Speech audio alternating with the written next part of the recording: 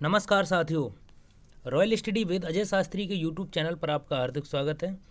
यदि आप यूपीएसआई की तैयारी करते हैं और किसी भी परीक्षा की तैयारी करते हैं जिसमें हिंदी विषय महत्वपूर्ण स्थान रखता है, तो आप हमारे चैनल को निःशुल्क सब्सक्राइब कर लीजिए।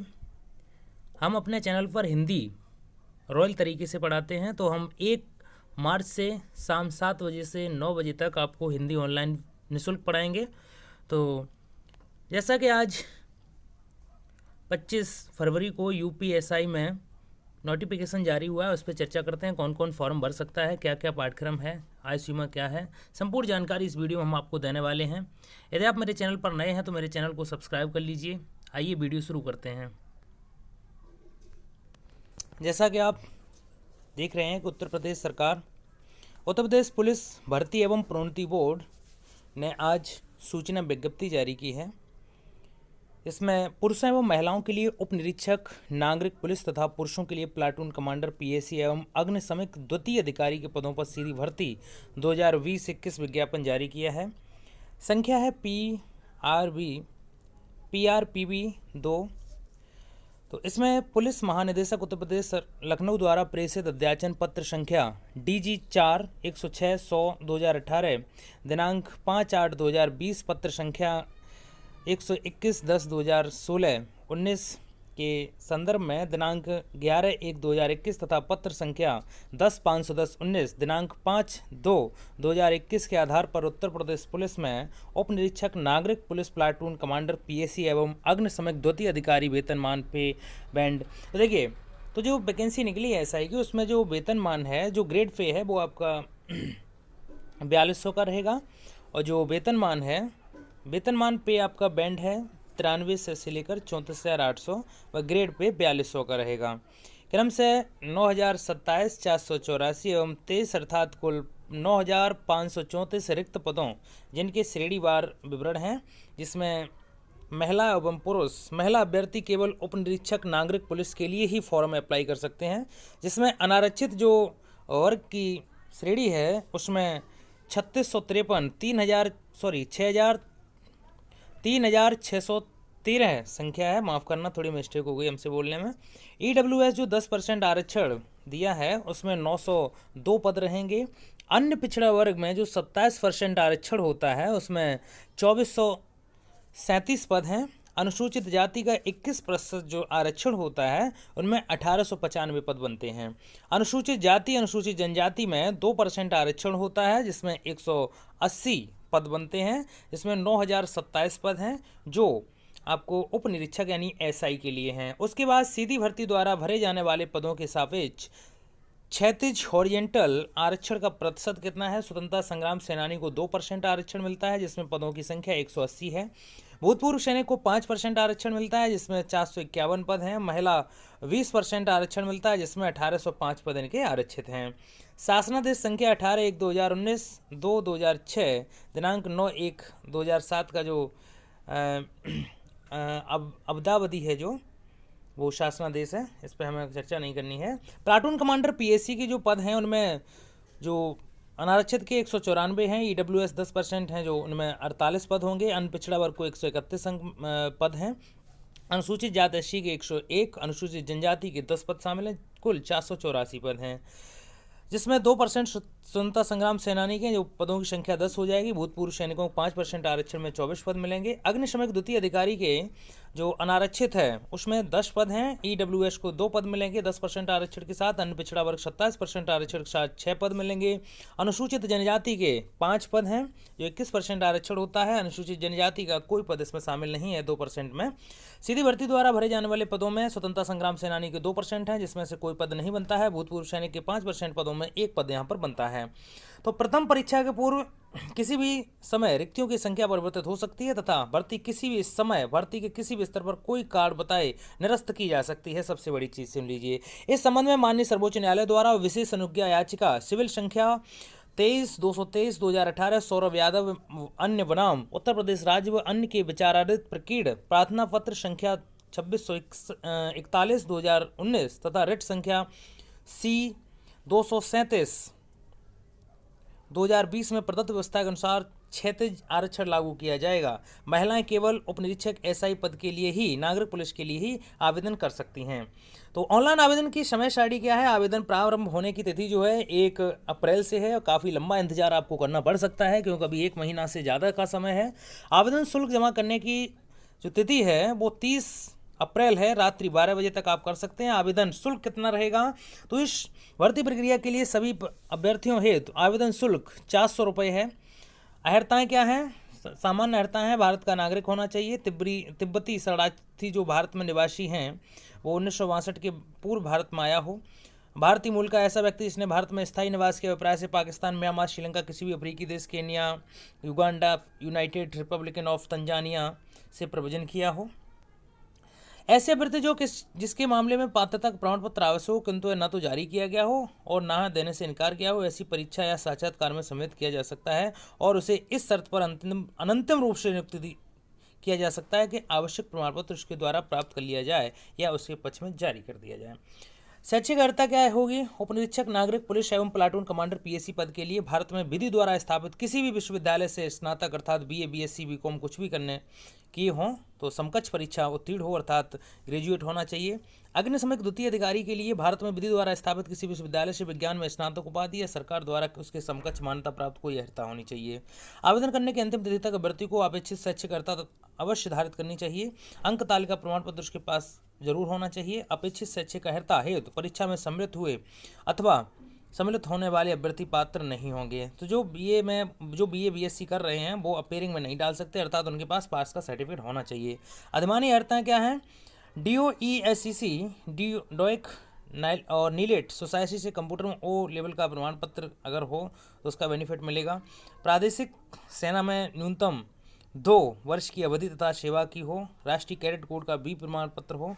भर्ती के लिए आवश्यक है भर्ती ने 1 जुलाई 2021 को 21 वर्ष की आयु प्राप्त कर ली हो और 28 वर्ष से अधिक की आयु पूर्ण की हो अर्थात अभ्यर्थी का जन्म 1 जुलाई 1993 से पूर्व तथा दिनांक 1/7/2000 के पश्चात न हुआ हो।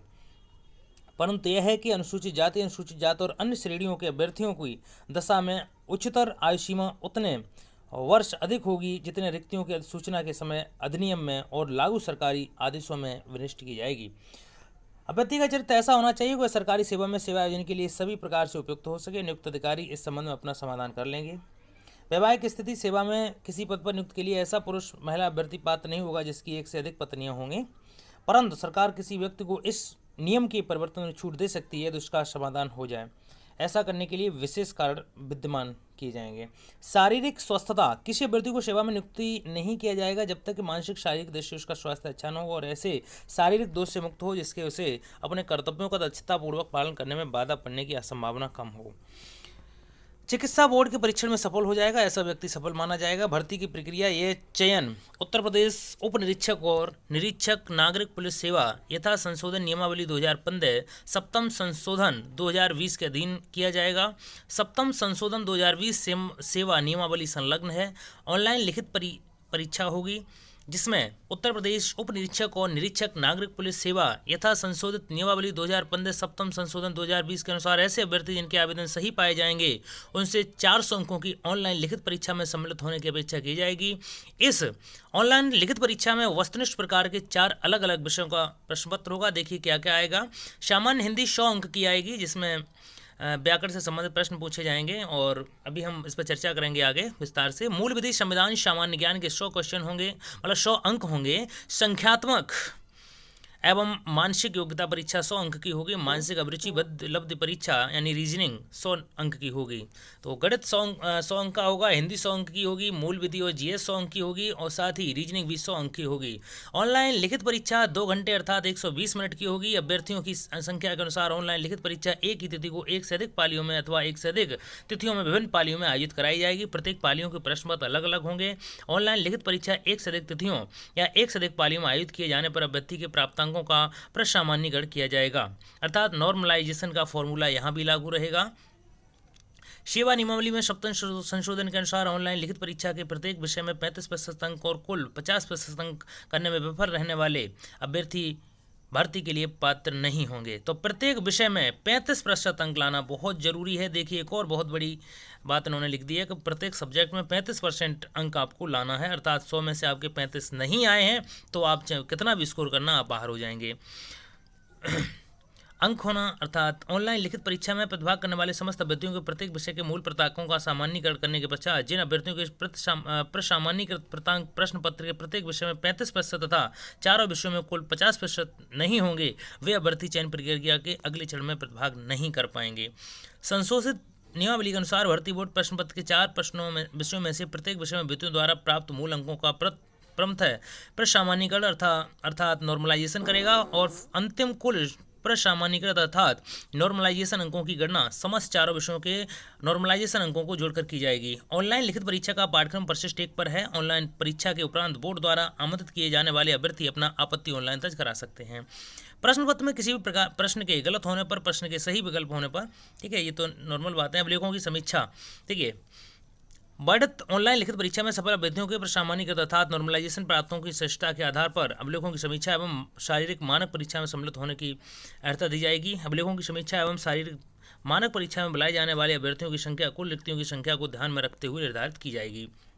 शारीरिक मानक परीक्षण के मानक क्या है? पुरुषों के लिए लंबाई 68 सेंटीमीटर होनी चाहिए कम से कम, अनुसूचित जाति के लिए 60 सेंटीमीटर, सीना सामान्य पिछड़ा वर्ग के लिए 79 सेंटीमीटर और फुलाव 84 सेंटीमीटर होना चाहिए, जबकि अनुसूचित जातियों के लिए 77 और 82 होना चाहिए। न्यूनतम 5 सेंटीमीटर का फुलाव अनिवार्य है। महिलाओं के लिए ऊंचाई 152 सेंटीमीटर होना चाहिए और अनुसूचित जाति के लिए 147 सेंटीमीटर होना चाहिए। वजन महिलाओं के लिए न्यूनतम 40 किलोग्राम है, 40 किलोग्राम से कम वजन नहीं होना चाहिए।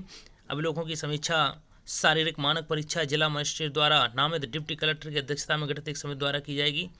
शारीरिक दक्षता, अभिलेखों की समीक्षा एवं मानक परीक्षा में सफल पाए गए अभ्यर्थियों से शारीरिक दक्षता परीक्षा में सम्मिलित होने की अपेक्षा की जाएगी जो अहरकारी प्रकृति के होंगे। शारीरिक दक्षता परीक्षा में सफल होने के लिए पुरुष अभ्यर्थी को 4.8 किलोमीटर 4800 मीटर की दौड़ 28 मिनट में तथा महिला अभ्यर्थी को 2.4 किलोमीटर की दौड़ 16 मिनट में पूरी करनी होगी। जो अभ्यर्थी नियत समय से भीतर दौड़ नहीं कर पाएंगे भर्ती के लिए पात्र नहीं होंगे।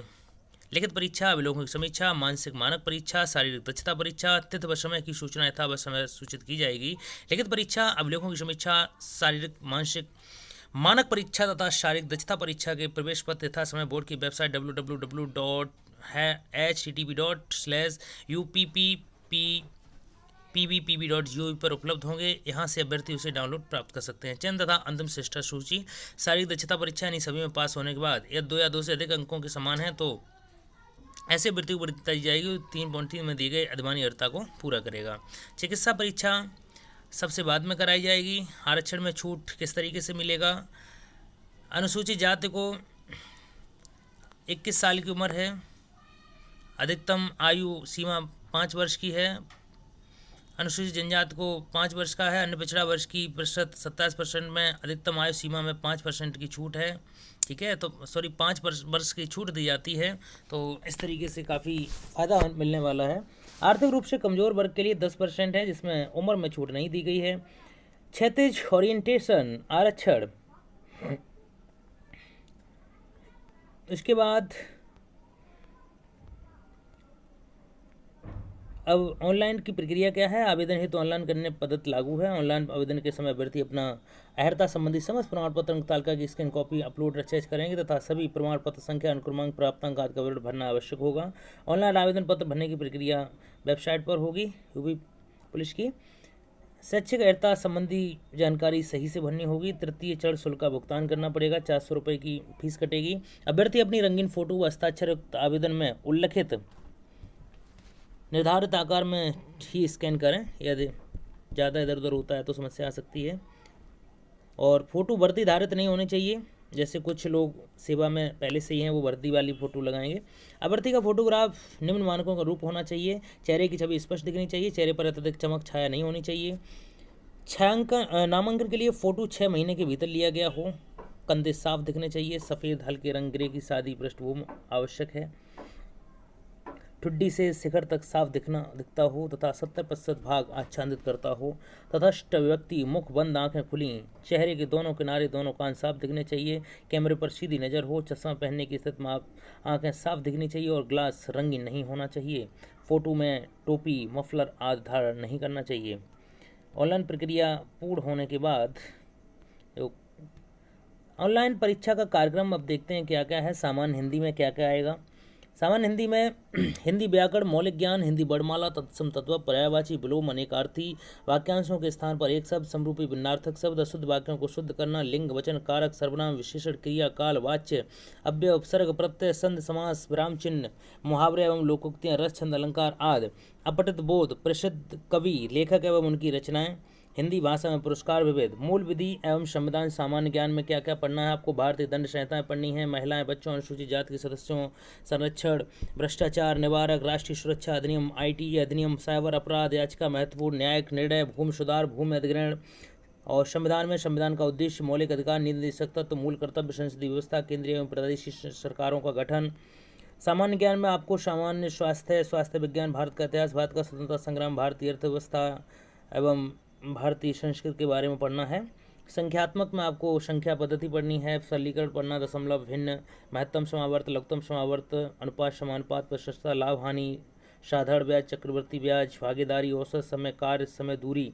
साड़ी में ग्राफ का प्रयोग, मेंसुरेशन, संगणितीय संगणना तथा विश्लेषणात्मक कार्य पढ़ने हैं और विविध भी आ सकता है।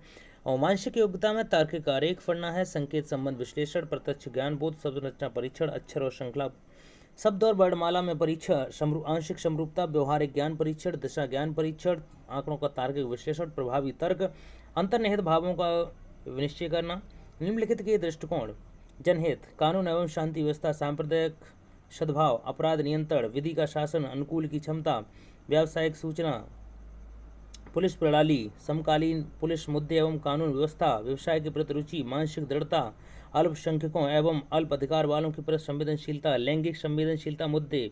ठीक है। बुद्धिलब्धि में आपको रीजनिंग करनी है। तार्किक परीक्षा में समरूपता, समानता, भिन्नता, खाली स्थान भरना, इस तरीके के प्रश्न देखने को मिल सकते हैं। उसके बाद उत्तर प्रदेश के अन्य पिछड़ा वर्ग के लिए जो प्रमाण पत्र है वो शासनादेश संख्या TC संख्या 2014 दिनांक 17 दिसंबर 2000 के अनुसार कब तक का बना होना चाहिए। तो आपको नया जात प्रमाण पत्र बनवा लेना है अभी से। ठीक है।